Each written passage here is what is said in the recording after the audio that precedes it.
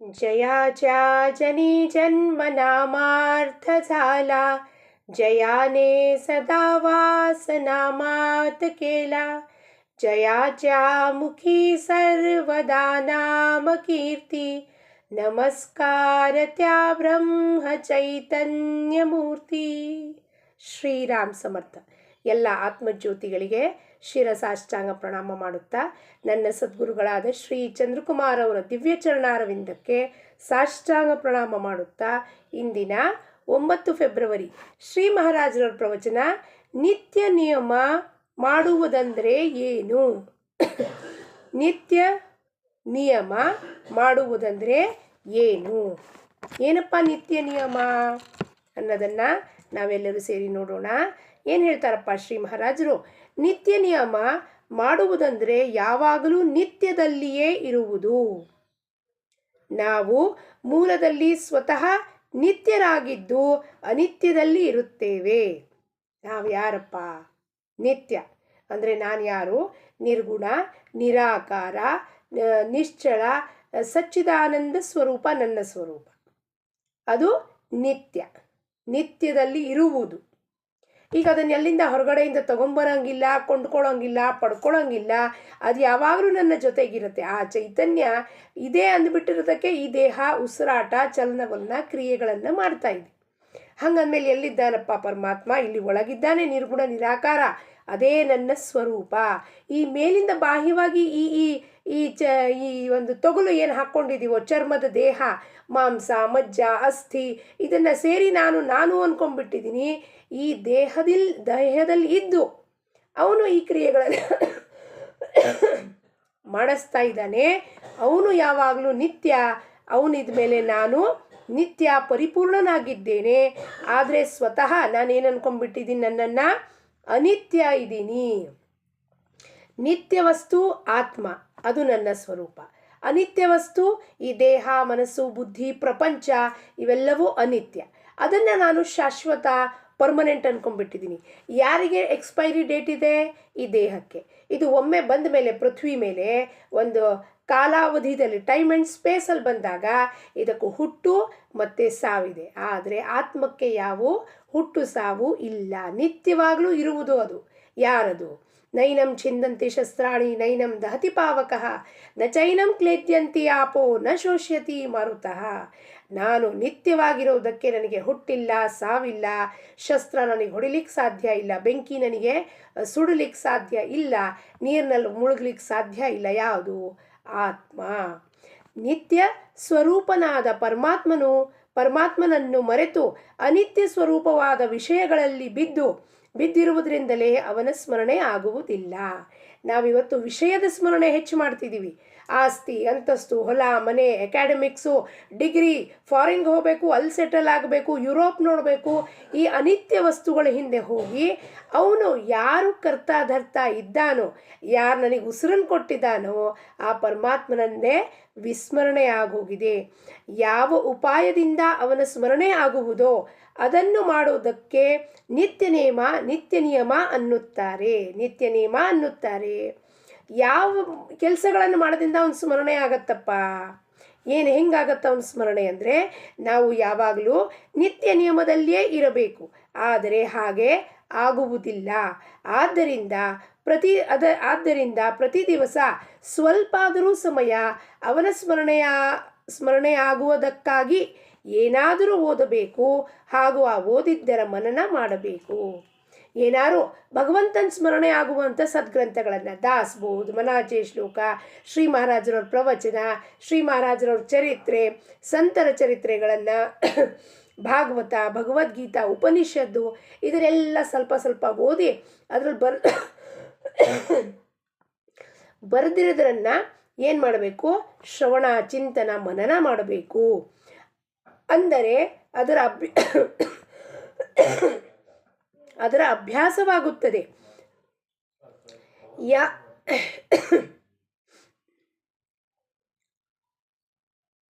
ಯಾವನು ಅಖಂಡ ನಾಮಸ್ಮರಣೆ ಮಾಡುತ್ತಾನೋ ಅವನು ಯಾವಾಗಲೂ ನಿತ್ಯ ನಿಯಮದಲ್ಲೇ ಇರುತ್ತಾನೆ.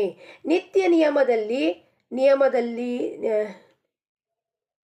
ನಿಯಮದಲ್ಲಿ ನಿಜವಾಗಿ ಯಾರು ಮಾಡಿದರೆಂದರೆ ಕೇವಲ ಬ್ರಹ್ಮಾನಂದ ಬುವಾ ಅವರು.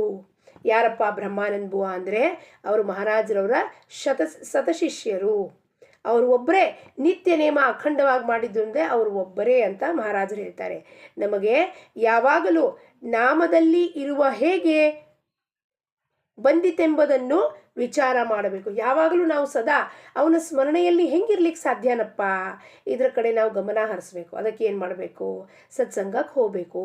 ಸತ್ಸಂಗದಲ್ಲಿ ಹೇಳಿದ್ದನ್ನು ಸರಿಯಾಗಿ ಶ್ರವಣ ಮಾಡಬೇಕು, ಅದನ್ನು ಗ್ರಹಿಸ್ಕೋಬೇಕು, ಅದರ ಬಗ್ಗೆ ಚಿಂತನ ಮಾಡಬೇಕು, ಮನನ ಮಾಡಬೇಕು. ಕೂತ ಜಾಗದಲ್ಲಿ ನನ್ನ ಜೀವನದ ಉದ್ದೇಶ ಏನಿದೆಯಪ್ಪ, ಏನು ರಮಣ ಮಹರ್ಷಿಗಳು ಹೂ ಆಮ್ ಐ ಅಂತ ಹೇಳಿದ್ರು, ಅದನ್ನು ಚಿಂತನೆ ಮಾಡಬೇಕು. ಯಾರಿದ್ದೀನಿ ನಾನು? ಈ ದೇಹನ, ಮನಸ್ಸ, ಬುದ್ಧಿನ, ಚಿತ್ತವ, ಯಾರು ನಾನು? ಇದೆಲ್ಲವೂ ನನ್ನಿಂದ ಇದೆ, ಆದರೆ ಇದು ನಾನಲ್ಲ. ಹಾಗಂದ್ರೆ ನಾನು ಯಾರು? ನಿತ್ಯ ನಿರ್ಗುಣ ನಿರಾಕಾರ ಪರಿಪೂರ್ಣನಾದ ಸಚ್ಚಿದಾನಂದ ಸ್ವರೂಪ ನನ್ನ ಸ್ವರೂಪ. ಅಂದಮೇಲೆ ಈ ವಿಷಯಕ್ಕೆ ನಾನು ಯಾಕೆ ಅಂಟ್ಕೊಂಡಿದ್ದೀನಿ? ಅದರ ಬಗ್ಗೆ ವಿಚಾರ ಮಾಡಬೇಕು ಅಂದರೆ ನಾವು ಈ ಸದ್ಗ್ರಂಥಗಳನ್ನೆಲ್ಲ ಓದಬೇಕು, ಕಥಾಶ್ರವಣ ಮಾಡಬೇಕು. ರಾಮಾಯಣ ಮಹಾಭಾರತ ಯಾಕೆ ಹೇಳಿದಾರಪ್ಪ ನಮಗೆ ಓದಲಿಕ್ಕೆ? ರಾಮನ ಆದರ್ಶ ಹೆಂಗಿತ್ತು? ತಮ್ಮನ ಸಲುವಾಗಿ ತನ್ನ ಆಸ್ತಿಯೆಲ್ಲ ಬಿಟ್ಕೊಂಡು ನಾರ್ಮಡಿ ಉಟ್ಕೊಂಡು ಹೊರಟುಬಿಟ್ನಲ್ಲಪ್ಪ ಅನ್ನೋದು ವಿಚಾರ ನಾವು ಶ್ರವಣ ಮಾಡೋದು ಕೂಡಲೇ ಅದ್ರ ಬಗ್ಗೆ ಚಿಂತನ ಮನನ ಮಾಡಬೇಕು ಮನೆಗೆ ಬಂದ ಮೇಲೆ. ಹೌದಲ್ಲಪ್ಪ, ರಾಮ ನಾರ್ಮಡಿ ಉಟ್ಕೊಂಡು ಹೋದ, ಹಾಗಂದ್ರೆ ನಾವೇನು ನಾರ್ಮಡಿ ಉಟ್ಕೊಂಡು ಹೋಗ್ಬೇಕೇನ್ರಿ? ಅಲ್ಲ.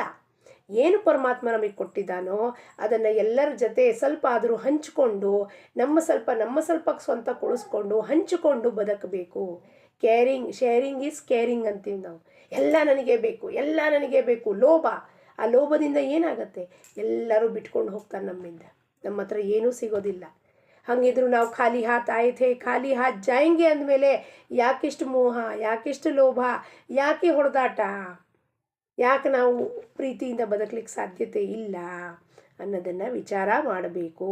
ಇದಕ್ಕಾಗಿ ಗುರು ಆಜ್ಞೆಯನ್ನು ಪ್ರಮಾಣವೆಂದು ತಿಳಿಯುವುದೇ ನಿಜವಾದ ಸಾಧನೆಯಾಗಿರುತ್ತದೆ. ನಿಜವಾದ ಸಾಧನೆ ಏನಪ್ಪ? ಗುರು ಆಜ್ಞೆ ಪ್ರಮಾಣ. ಗುರು ಏನು ಹೇಳ್ದಪ್ಪ? ಸಾಧನ ಮಾಡು, ನಾಮಸ್ಮರಣೆ ಮಾಡು, ಸತ್ಸಂಗತಿದಲ್ಲಿರು, ಸಂತರ ಸಂಗತಿದಲ್ಲಿರು. ಆ ಬೋಧವಚನಗಳನ್ನ ಅವನು ಹೇಳಿದ್ದು ಒಂದೊಂದು ಬೋಧವಚನನ್ನು ಪಾಲನ ಮಾಡಿದ್ರೆ ನಮಗೆ ಜೀವನ್ ಮುಕ್ತಿ ಅವನೇ ಕೊಟ್ಟು ಬಿಡ್ತಾನೆ. ಅವನು ಇನ್ಯಾವುದು ನಾವು ಮಾಡ್ಲಿಕ್ಕೆ ತಲೆ ಕೆಡಿಸ್ಕೊಳ್ಳೋದು ಅವಶ್ಯಕತೆಯೇ ಇಲ್ಲ. ಅವನು ಹೇಳಿದ್ದನ್ನು ಅಕ್ಷರಶಃ ಪಾಲನೆ ಮಾಡಿದ್ರೆ ನಮ್ಮ ಬದುಕು ಬಾಳು ಬಂಗಾರದಂತೆ ಆಗುತ್ತೆ. ಮೋಕ್ಷ ಸತ್ತ ಮೇಲಲ್ಲ, ಬದುಕಿದ್ದಾಗಲೇ ಜೀವನ ಮುಕ್ತರಾಗಲಿಕ್ಕೆ ಸರ್ವ ಸಾಧ್ಯತೆಯೂ ಯಾವಾಗ ಆಗತ್ತೆ? ಗುರು ಆಜ್ಞೆ ಪ್ರಮಾಣ. ಗುರುಗಳು ಹೇಳಿದ್ದೇ ನಿತ್ಯ ನಿಯಮ ಆಗಿರುತ್ತದೆ. ಅವರಿಗೆ ಶರಣು ಹೋಗಬೇಕು.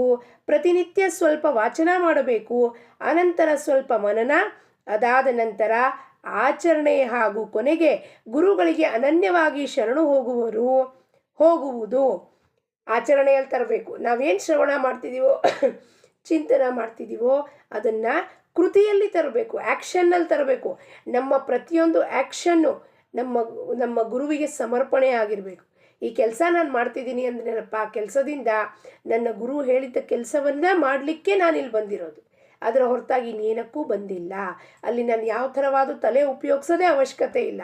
ಇದನ್ನು ಹಿಂಗೆ ಯಾಕೆ ಹೇಳಿಸಿದಾನೆ ಅವನು, ಇದನ್ನು ಯಾಕೆ ಹಿಂಗೆ ಮಾಡಿಸ್ತಿದ್ದಾನೆ, ಎಲ್ಲದಕ್ಕೂ ಅವನ ಹಿಂದೆ ಯೋಜನಾ ಕಾರಣ ಎಲ್ಲವೂ ಗುರುನೇ ಇರ್ತಾನೆ. ಹಾಗಾಗಿ ನಾ ಮಾಡಿದ್ದು ಕೃತಿಗಳನ್ನು ಪುನಃ ಕಡೆಗೆ ಹೋಗಿ ಅವನ ಚರಣಕ್ಕೆ ಸಮರ್ಪಣೆ ಮಾಡಬೇಕು. ಇದೇ ಸಾಧನೆಯ ಕ್ರಮವಾಗಿರುತ್ತದೆ ಹಾಗೂ ಇದೇ ಅವನ ನಿತ್ಯ ನಿಯಮ ಆಗಿರುತ್ತದೆ. ನಮ್ಮ ಆಯುಷ್ಯವು ಕಳೆಯುತ್ತಾ ಹೋದಂತೆ ನಮಗೆ ಭಗವಂತನ ದರ್ಶನದ ಉತ್ಸುಕತೆಯು ಬೆಳೆಯುತ್ತಾ ಹೋಗಬೇಕು. ನಮ್ಮ ಆಯುಷ್ಯದ ಕಳೆಯುತ್ತಾ ಅಂದರೆ ಸಾಧಕನಿಗೆ ಹೆಂಗಾಗಬೇಕಪ್ಪ? ದಿವಸ ವ್ಯಾಕುಲತಾ ಹೆಚ್ಚಾಗಬೇಕು, ಹುಚ್ಚಿಡಿಬೇಕು ಅವನಿಗೆ ಆ ಭಗವಂತನ ಬಗ್ಗೆ. ಈ ಕೆಲಸಗಳನ್ನು ಮಾಡುವಾಗ ಯಾವತ್ತು ಈ ಕೆಲಸ ಆಗಿತ್ತಪ್ಪ, ಯಾವತ್ತು ನಾ ಭಗವಂತನ ಕಂಡೇನು, ದರ್ಶನ ಪಡೆಯೇನು, ಗುರುನ್ ಕಂಡೇನು, ಗುರು ಅಂದರೆ ಒಳಗಿನ ಆ ತತ್ವ ಬೆಳಕು ಎಂದು ನಾನು ಕಂಡೇನಪ್ಪ. ಆ ವ್ಯಾಕುಲತಾ ಬೆಳೀತಾ ಹೋಗ್ಬೇಕಂತೆ, ಅದು ಡಿಮಿನೇಷ್ ಆಗಬಾರ್ದು. ಅಯ್ಯೋ ಕೆಲಸ ಆಗಲಿಲ್ಲ ಬಿಟ್ಬಿಡ್ರಿ, ಬಿಟ್ಕೊಂಡು ಹೋಗ್ಲಿ ಬಿಡ್ರಿ, ಯಾರು ಬೇಕಾದರೂ ಮಾಡ್ಕೊಳ್ಳಿ. ಅಲ್ಲ, ಆ ಕೆಲಸ ಮಾಡುವಾಗ ಉತ್ಸುಕತಾ ವ್ಯಾಕುಲತಾ ಹೆಂಗಿತ್ತಪ್ಪ? ಗೋಪಿಕಾಸ್ತ್ರೀಯರು ಹೆಂಗೆ ಓಡೋಗ್ತಾ ಇದ್ರು ಅವರು. ಕೃಷ್ಣನ ವೇಣುನಾದ ಕೇಳದ್ಕೊಳ್ಳೆ ಮನೆ ಕೆಲಸ ಹೆಂಗೆ ಬಿಟ್ಟು ಹೋಗ್ತಿದ್ರು. ಅಲ್ಲಿ ಮಾನ ಅಪಮಾನ, ಏನು ಮನೆ ಕೆಲಸ ಮಾಡಿದ್ವಾ ಬಿಟ್ವಾ ಯೋಚನೆ ಇಲ್ದಲೇ ಓಡೋಗ್ತಿದ್ರು. ಆ ಸ್ಥಿತಿ ನಮಗೆ ಉಂಟಾಗಬೇಕು. ಕೇವಲ ನಿಯಮಿತ ನಿಯಮವಿರುತ್ತದೆ ಎಂಬುದಕ್ಕಾಗಿ ಮಾಡುವಂತಾಗ ಇರಬಾರದು. ಹೇಳ್ಬಿಟ್ಟಿದ್ದಾರೆ ಯಾರು, ಜಪ್ ಸಂಖ್ಯೆ ಕೊಡ್ರಿ, ಆಯ್ತು ಎಷ್ಟು ಮಾಡಿದ್ದಾಯ್ತು, ಮುಗಿಸಿದ್ದಾಯ್ತು, ಇವತ್ತು 3,000 10,000 ಹಂಗೆ ನಿಯಮ ಆಗಬಾರ್ದು. ಅಲ್ಲಿ ಅನನ್ಯತೆ ಭಾವ, ವ್ಯಾಕುಲತ, ಆರ್ತತೆ ಬರಬೇಕು, ಜಿಜ್ಞಾಸ ಉಂಟಾಗಬೇಕು. ನನ್ನ ನಿಜ ಹಿತಕ್ಕೆ ಗುರು ಹೇಳಿದಾನೆ ಇದನ್ನು, ಇನ್ಯಾವುದಕ್ಕೂ ಹೇಳಿಲ್ಲ. ನನ್ನ ನಿಜ ಹಿತ, ನನ್ನ ನಿಜ ಉದ್ಧಾರ ಆಗಬೇಕಿದ್ರಲ್ಲಿ.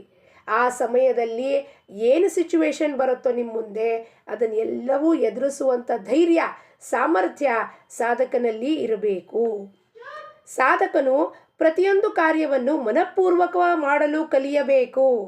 ಯಾವುದೇ ಕೆಲಸ ಕೊಟ್ಟರು, ನಮ್ಮ ಗುರು ಮಹಾರಾಜರು ಹೇಳ್ತಿದ್ರು ಯಾವಾಗಲೂ, ಏನಪ್ಪ ಅಂದರೆ ಯಾವುದೇ ಕೆಲಸ ಕೊಟ್ಟರು ಅದನ್ನು 100% ಮಾಡಬೇಕು ನೀವು. ಆ ಕೆಲಸ ಏನು ಕೊಟ್ಟಿದೆಯೋ ಆ ಸಿಚುವೇಶನ್ನಲ್ಲಿ ಅದರಲ್ಲಿ ನಿಮ್ಮ 100ಕ್ಕೆ 100 ಭಾಗ ಕೊಡಿ.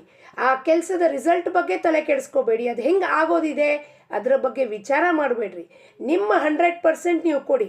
ರಿಸಲ್ಟು ಪರಮಾತ್ಮನ ಕೈಯಲ್ಲಿದೆ ಅಂದಮೇಲೆ ಕರ್ಮಣ್ಯೇವಾಧಿಕಾರಸ್ಯ ಮಾ ಫಲೇಚು ಕದಾಚನ.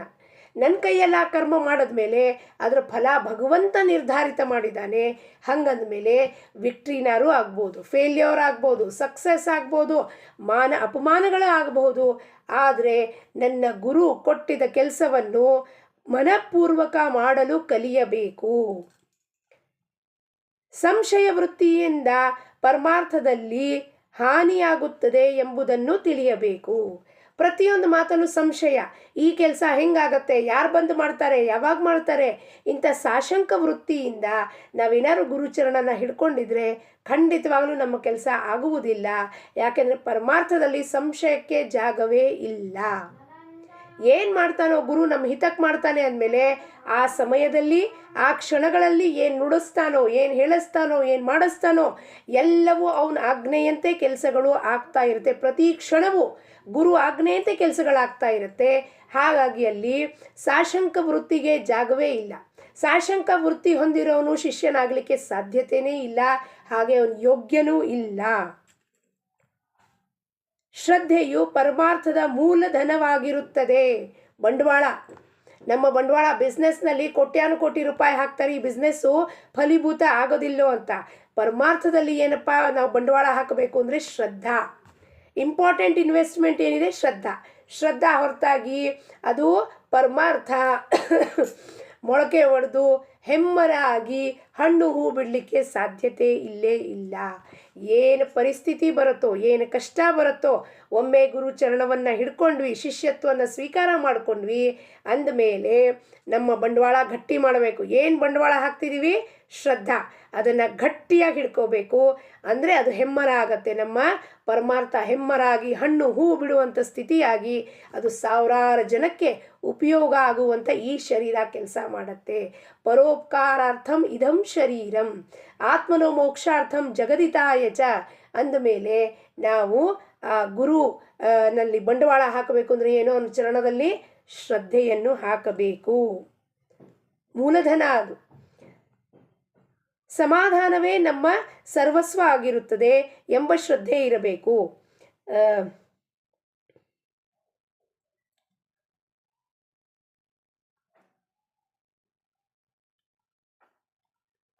ಥರ್ಮಾಮೀಟರಿಂದ ನಮ್ಮ ಜ್ವರವನ್ನು ನಮಗೆ ನೋಡಲು ಬರುತ್ತದೆ.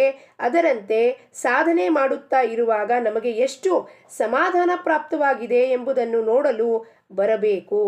ಹೆಂಗೆ ಥರ್ಮಾಮೀಟರ್ ಮನೆಯಲ್ಲೇ ಡಾಕ್ಟರ್ ಹತ್ರ ಫಸ್ಟ್ ಹೋಗೋಕ್ಕಿಂತ ಮುಂಚೆ ನಾವೇ ನಮ್ಮ ಟೆಂಪ್ರೇಚರ್ ಚೆಕ್ ಮಾಡ್ತೀವೋ ಅದೇ ರೀತಿಯಲ್ಲಿ ನಮಗೆ ಸಮಾಧಾನ ಎಷ್ಟು ಪ್ರಾಪ್ತಿಯಾಗಿದೆ, ನಮ್ಮ ಸಾಧನೆ ಸರಿಯಾಗಿ ನಡೀತಾ ಇದೆಯೋ ಇಲ್ಲವೋ ಅನ್ನೋದಕ್ಕೆ ನಾವು ಎಷ್ಟು ಸಮಾಧಾನದಲ್ಲಿದ್ದೀವಿ ಅದೇ ತೋರಿಸುತ್ತೆ. ನೋಡಲು ಬರಬೇಕು. ಸಾಧಕನು ಜಗತ್ತಿನಲ್ಲಿಯ ದೋಷಗಳನ್ನು ನೋಡಬಾರದು, ಏಕೆಂದರೆ ಆ ದೋಷಗಳು ಬೀಜವು ನಮ್ಮಲ್ಲಿಯೇ ಇರುತ್ತದೆ. ಲೋಕೇಶಣ ಮಾನ ಅತ್ಯಂತ ಘಾತಕವಿರುತ್ತದೆ. ಲೋಕೇಶಣ ಜನ ನನಗೆ ಮಾನ ಸಮ್ಮಾನವನ್ನು ಕೊಡಬೇಕು, ಕೊರಳಲ್ಲಿ ಬಂದು ಹಾರ ಹಾಕಬೇಕು, ಪಾದ ಮುಟ್ಟಬೇಕು, ಇವೆಲ್ಲ ಏನಿದೆಯಾ ಲೋಕೇಶಣ, ಇದು ಅತ್ಯಂತ ಘಾತಕ. ಅಂದರೆ ಏನಪ್ಪ, ದೊಡ್ಡವರು ಸಾಧು ಸಂತರು ಸತ್ಪುರುಷರು ತಮ್ಮ ಸಾಧನೆಯಲ್ಲಿ ಇದೊಂದು ಲೋಕೇಶಣಕ್ಕೋಸ್ಕರ 99 ಮನೆಯಲ್ಲಿ ಹೋಗಿದ್ರು ಅಲ್ಲಿಂದ ಬಿದ್ದು 3ನೇ ಮನೆಗೆ ಬಂದಿರ್ತಾರೆ. ದೊಡ್ಡ ಸಾಧಕರು ಕೂಡ ಇದರಿಂದ ಅಧೋಗತಿಗೆ ಹೋಗಿರುತ್ತಾರೆ. ಅದರಂತೆಯೇ ದ್ರವ್ಯ ಹಾಗೂ ಕಾಮವಾಸನೆ ಇವುಗಳ ಮರ್ಯಾದೆಯನ್ನು ಮೀರಿದವರಿಂದ ದೊಡ್ಡ ದೊಡ್ಡ ಸಾಧಕರೂ ಕೂಡ ಭಗವಂತನ ಹತ್ತಿರ ಹೋಗಿ ಜಾರುತ್ತಾರೆ. ಜಗತ್ತಿನಲ್ಲಿಯ ಎಲ್ಲ ಪಾಶಗಳು ನಮ್ಮನ್ನು ಬಂಧನದಲ್ಲಿಯೇ ಹಾಕುತ್ತದೆ. ಭಗವಂತನ ಪಾಶವೇ ನಿಜವಾದ ಪಾಶವಾಗಿರುತ್ತದೆ. ಅದೇ ನಮ್ಮನ್ನು ಎಲ್ಲ ಬಂಧನಗಳಿಂದ ಮುಕ್ತಗೊಳಿಸಿ ಶಾಶ್ವತ ಸಮಾಧಾನವನ್ನು ದೊರಕಿಸಿ ಕೊಡುತ್ತದೆ. ನಾವು ಯಾವುದೇ ಪ್ರಪಂಚದ ಯಾವುದೇ ಪಾಶ ಹಾಕ್ಕೊಳ್ರಿ, ನೀವು ಮಕ್ಕಳ ಪಾಶ ಹಾಕ್ಕೊಳ್ರಿ, ಅಕಾಡೆಮಿಕ್ಸ್ ಪಾಶ ಹಾಕ್ಕೊಳ್ರಿ, ಡಿಗ್ರಿ ಪಾಶ ಹಾಕ್ಕೊಳ್ರಿ, ಫಾರಿನ್ಗೆ ಹೋಗಬೇಕು, ಹೊಲ ತಗೋಬೇಕು, ಇವೆಲ್ಲ ಪಾಶ ಬಂಧನಕ್ಕೆ ಕಾರಣ. ಆದರೆ ಭಗವಂತನ ಪಾಶ, ಸದ್ಗುರುವಿನ ಪಾಶ ಒಂದೇ ಒಂದು ಪಾಶ ಇವೆಲ್ಲ ಪಾಶಗಳಿಂದ ನನ್ನನ್ನು ಮುಕ್ತನಾಗಿ ಮಾಡುತ್ತದೆ. ಜಗತ್ತಿನ ಮಾನ ಅಪಮಾನಗಳಿಗೆ ಎಂದು ಮರಳಿ ಆಗಬಾರದು. ಜಗತ್ತಿನಲ್ಲಿದ್ದ ಮೇಲೆ ವ್ಯವಹಾರದಲ್ಲಿ ಜನ ನಮ್ಮನ್ನು ಪರಮಾರ್ಥದ ನಾವು ಹಾದಿಯಲ್ಲಿ ಹೋದಾಗ ಜನ ಕಾಲು ಎಳೆಯೋದು, ನಮ್ಮನ್ನು ಮಾನ ಅಪಮಾನಗಳನ್ನು ಮಾಡೋದು ಇವೆಲ್ಲವೂ ಆಗುತ್ತದೆ. ಅದಕ್ಕೆ ಮರಳಿ ಹೋಗಬಾರದು. ಮರಳಿ ಹೋಗಿ ನಮ್ಮ ಸಾಧನೆಯನ್ನು ಬಿಡಬಾರ್ದು. ದುಡ್ಡು ಹಾಗೂ ಕಾಮವಾಸನೆಗಿಂತಲೂ ಮಾನವು ದೇಹ ಬುದ್ಧಿಯನ್ನು ಹೆಚ್ಚು ಅಂಟಿಕೊಂಡಿರುತ್ತದೆ. ಈ ವಿಷಯದಲ್ಲಿ ಅತ್ಯಂತ ಸಾವಧಾನವಾಗಿರಬೇಕು. ಯಾರಾದರೂ ಹೇಳಿಬಿಟ್ರೆ ನಮ್ಮನ್ನು ಓಹೋ ಭಾಳ ಚೆನ್ನಾಗಿ ಹೇಳ್ತೀರಪ್ಪ ಅಂದ ಕೂಡಲೇ ಉಬ್ಬು ಬಿಟ್ಟಾಗಲೇ 98 ಮನೆಗೆ ಹೋಗ್ಬಿಟ್ರೆ ಭಗವಂತ ಏನು ಮಾಡ್ತಾನೆ, ಮತ್ತೆ ಇನ್ನೊಬ್ಬರ ಕೈಯಲ್ಲಿ ನಮ್ಮನ್ನು ಬಯಸಿ ನಾವು ಅಪಮಾನವನ್ನು ಮಾಡಿಸಿ 3ನೇ ಮನೆಗೆ ತಂದು ಒಗೀತಾನವನು. ಯಾಕಪ್ಪ? ಅಹಂಕಾರ ಸೂಕ್ಷ್ಮವಾಗಿರುತ್ತೆ. ದೇಹ ಬುದ್ಧಿ ಬಂತ, ನಾನು ಮಾಡಿಸ್ತಿರೋದು ನಿನ್ನ ಕೈಯಲ್ಲಿ ಕೆಲಸಗಳನ್ನು, ನೀನು ಅದಕ್ಕೆ ಕರ್ತಾಪಣ ತಗೋತಿದ್ದೆ, ಕರ್ತೃತ್ವ ಭಾವವನ್ನು, ಅದಕ್ಕೆ ಮತ್ತೆ ಸಾಧನ ಶುರು ಮಾಡುವಂತ ನಮ್ಮನ್ನು ಬೀಳಿಸ್ತಾನೆ. ಎಲ್ಲಿ ನಮಗೆ ಮಾನ ಸಿಗುವ ಸಂಭವ ಇರುತ್ತದೆಯೋ ಅಲ್ಲಿಗೆ ಹೋಗೋದನ್ನು ತಪ್ಪಿಸಬೇಕು. ತಪ್ಪಿಸಲು ಶಕ್ಯವಾಗದಿದ್ದರೆ ಇದು ಭಗವಂತನದೇ ಕೊಡುಗೆಯಾಗಿರುತ್ತದೆ ಎಂದು ಮನಪೂರ್ವಕ ತಿಳಿಯಬೇಕು. ಯಾವನು ನಿಜವಾಗಿ ದೊಡ್ಡವನಾಗಿರುತ್ತಾನೋ ಅವನು ಎಂದೂ ಮಾನದ ಅಪೇಕ್ಷೆ ಮಾಡುವುದಿಲ್ಲ. ಇದಕ್ಕೆ ನಮ್ಮ ಗುರು ಮಹಾರಾಜರೇ ಸಾಕ್ಷಿ. ಯಾವತ್ತೂ ಒಬ್ಬರತ್ತವನ್ನು ಹರ ಹಾಕಿಸ್ಕೊಂಡಿಲ್ಲ, ಯಾವತ್ತರ ಕಾಲಿಗೆ ಕೂಡ ಬೀಳಿಸ್ಕೊಳ್ಳಿಲ್ಲ. ಅವರು ನನ್ನ ಕಾಲು ಕೂಡ ಮುಟ್ಟು ನಮಸ್ಕಾರ ಮಾಡಬೇಡಿ ನೀವು, ನಾನಂಥವ್ನು ಯಾರೂ ದೊಡ್ಡವನಲ್ಲ ಅಂತ ಹೇಳಿ ಸ್ವತಃ ಅವರು ಉಪಾಸನಾ ಕೇಂದ್ರಕ್ಕೆ ಹೋದಾಗ ಚಾಪೆ ಹಾಸೋದು, ಎಲ್ಲರಿಗೂ ಜಪಮಾಲೆ ಕೊಡೋದು, ಪ್ರಸಾದ ತಗೊಂಡು ಹಂಚೋದು ಎಲ್ಲ ಕೆಲಸಗಳನ್ನು ಮಾಡ್ತಿದ್ರು. ಆದರೆ ಎಲ್ಲೂ ನಾನು ಗುರು ಇದ್ದೀನಿ ಅಂತ ಒಂದು ಕ್ಷಣವೂ ಲೇಷ ಮಾತ್ರವೂ ಯಾರಿಗೂ ಗುರುತು ಹಿಡಿಲಿಕ್ಕೆ ಅವ್ರು ಬಿಡಲಿಲ್ಲ. ಅಂದರೆ ನಾವು ಪರಮಾರ್ಥದಲ್ಲಿ ತುಕಾರಾಮ್ ಮಹಾರಾಜ್ ಹೇಳ್ತಾರೆ, ಲಹಾನ್ಪಣ ದೇಗ ದೇವ, ನಾನು I have to become nobody, from somebody to nobody. ನಾನು ಯಾರೂ ಇದ್ದೀನಿ ಕಿಂತ ನಾನು ಯಾರೂ ಇಲ್ಲ, ಆ ಸ್ಥಿತಿ ಉಂಟಾಗಬೇಕು. ಅಲ್ಲದೆ ಮಾನವು ತಾನಾಗಿ ಅವನ ಕಡೆಗೆ ಬಂದರೆ ಅದರ ಬಗ್ಗೆ ಬೇಸರ ಪಟ್ಟುಕೊಳ್ಳುವುದು ಇಲ್ಲ. ನಮಗೆ ಮಾನ ಬೇಕೆನಿಸುತ್ತದೆಯೋ ಅಥವಾ ಇಲ್ಲವೋ ಎಂಬುದನ್ನು ನೋಡಬೇಕು. ನಾವು ನೋಡಬೇಕು, ನಮಗೇನು ಅನ್ನಿಸ್ತಾ ಇದೆಯಪ್ಪ. ಇಲ್ಲಿ ವೃತ್ತಿಗಳು ಎದ್ದಾಗ ಅನಿಸುತ್ತೆ, ಓಹೋ ನನಗೆ ಮಾನ ಸಮ್ಮಾನ ಬೇಕಾ, ಇದು ಮಾನ ಕೊಡ್ತಿದ್ದಾರೆ ವಾ ವಾ ವಾ ವಾ ಅನ್ನಿಸ್ತಾ, ಅಥವಾ ಸಮ್ಮಾನ ಕೊಡ್ತಿದ್ದಾರೆ ಏನು ಅನ್ನಿಸ್ತಾ ಇದೆಯಾ, ಬೇಕಾ ಬೇಡ, ಅದು ನಮಗೆ ಗಮನಕ್ಕೆ ಅರಿವಿಗೆ ಬರಬೇಕು. ಅಂದರೆ ಇದರಿಂದಲೇ ನಮ್ಮಲ್ಲಿ ನಿಜವಾದ ದೊಡ್ಡಸ್ತಿಕೆ ಎಷ್ಟು ಇದೆ ಎಂಬುದು ತಿಳಿಯುತ್ತದೆ. ಹೋಗುವಾಗ ಬರುವಾಗ ದೇವರಿಗೆ ನಮಸ್ಕಾರ ಮಾಡಬೇಕು, ಯಾವಾಗಲೂ ರಾಮ ರಾಮ ಅನ್ನಬೇಕು. ಭಗವಂತನ ಪ್ರೇಮವು ಒಂದು ಸಲ ಹತ್ತಿತೆಂದರೆ ಅದು ಮತ್ತು ಎಂದೂ ಬಿಡುವುದಿಲ್ಲ. ಇದು ಶತಸಿದ್ಧ. ಭಗವಂತನ ಪ್ರೇಮ ಒಮ್ಮೆ ಹತ್ತುತ್ತಾ ನಿಮಗೆ ಪ್ರಪಂಚದ ಯಾವ ಐಹಿಕ ವಸ್ತು ಬೇಕಾಗಲ್ಲ, ಪ್ರಪಂಚದ ವಿಷಯ ಪ್ರೇಮ ಯಾವುದೂ ಬೇಕಾಗೋದಿಲ್ಲ. ಕೇವಲ ನಿಮಗೆ ನೀವು ಮತ್ತು ಭಗವಂತ ಯಾವಾಗಲೂ ಅವನ ಜೊತೆ ಇದ್ದರೆ ನಿಮಗೇನು ಬೇಕಾಗುವುದಿಲ್ಲ. ಇಂದಿನ ಬೋಧವಚನ, ಭಗವಂತನ ಪಾಶವೇ ನಿಜವಾದ ಪಾಶ, ಆದರೆ ಇದು ನಮ್ಮನ್ನು ಬಂಧನದಿಂದ ಮುಕ್ತಗೊಳಿಸುವುದಕ್ಕಾಗಿಯೇ ಇರುತ್ತದೆ. ಭಗವಂತನ ಪಾಶ ಏನು ಮಾಡತ್ತಪ್ಪ, ನಮ್ಮನ್ನು ಎಲ್ಲ ಬಂಧನಗಳಿಂದ ಕಳಚಿ ನಮ್ಮನ್ನು ಮುಕ್ತವಾಗಿ ಮಾಡಿಬಿಡುತ್ತೆ. ಮುಕ್ತ ಅಂದರೆ ಏನಪ್ಪ? ಜೀವಂತ ಇದ್ದಾಗ ನೀವು ಈ ಮನಸ್ಸಿಂದ ಬಿಡುಗಡೆ ಹೊಂದಾಗ ಏನಾಗುತ್ತೆ, ನೀವು ಮುಕ್ತವಾಗಿ ಬದುಕ್ತೀರ, ಆನಂದದಲ್ಲಿ ಬದುಕ್ತೀರ, ಸುಖ ದುಃಖದ ಬಾಧೆ ಆಗುವುದಿಲ್ಲ. ಯಾವಾಗಲೂ ನಿಮ್ಮ ಮನಸ್ಸು ಶಾಂತ ಸಮಾಧಾನ ಹೊಂದಿ ನೀವು ಪ್ರಸನ್ನ ಚಿತ್ತರಾಗಿರುತ್ತೀರಾ. ಜಾನಕಿ ಜೀವನ ಸ್ಮರಣ. ಜೈ ಜೈ ರಾಮ್.